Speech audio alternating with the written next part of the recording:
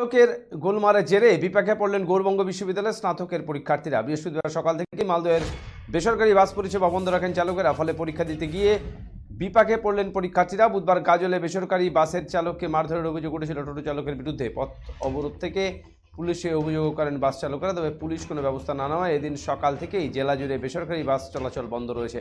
চালকদের সঙ্গে কথা বলে সমস্যা মেটানোর চেষ্টা চলছে বলে জানান প্রশাসনের কর্তারা। আমরা যাবো গাজল কলেজ পরীক্ষা দিতে, তারপর বাসটা কেন বন্ধ করা হয়েছে? কোনো ই নাই, কেন কোনো গাড়ি পাচ্ছি না।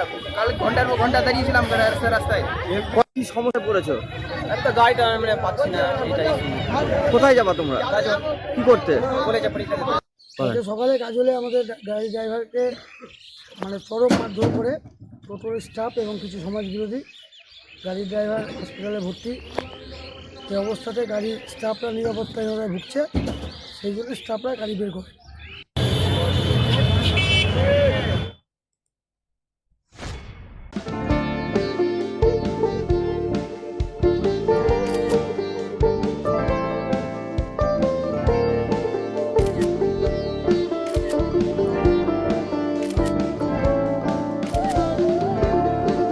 Kiara ma'am, shot ready. Just 1 second, huh?